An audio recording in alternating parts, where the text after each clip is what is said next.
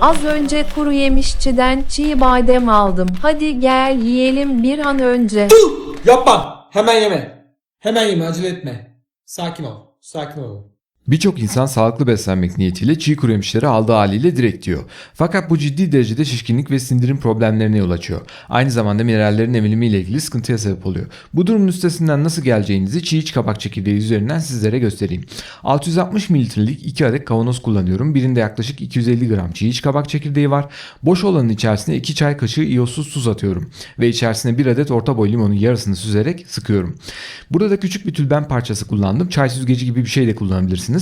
Gördüğünüz gibi sıkıyorum kavanozun içine ve kabak çekirdeklerinin üzerine örtecek kadar su koyuyorum. Fakat sıktığımız limonun suyunu da ilave edeceğim için suyunu fazla koymamaya özen gösteriyorum. Daha sonra kabak çekirdeklerinin içerisindeki suyu süzerek tuz ve limon sulu diğer kavanozun içine döküyorum.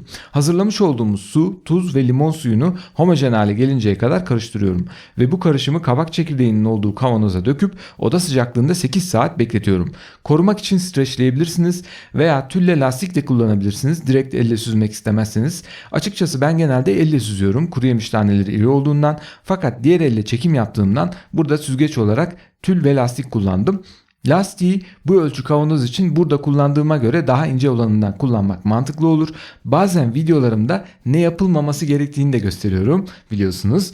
Lastik ve tül kullanacaksanız hijyene dikkat edin. Kaynar suda kaynattım ben birkaç dakika onları. Tabi bu durum kavanozlar ve her malzeme için geçerli, hatırlatayım. Çünkü yüksek sıcaklığa maruz bırakmıyoruz kuru yemişleri bu tarifte.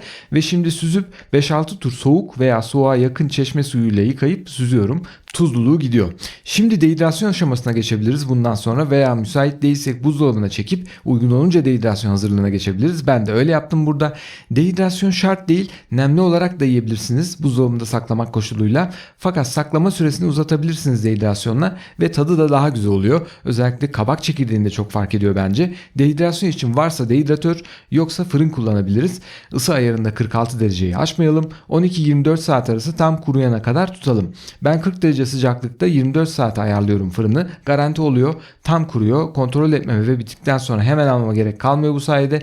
Kuruduktan sonra oda sıcaklığında tutabilir. Seyahatlerde yanınıza alabilirsiniz. Fakat buzdolabında daha da uzun durur.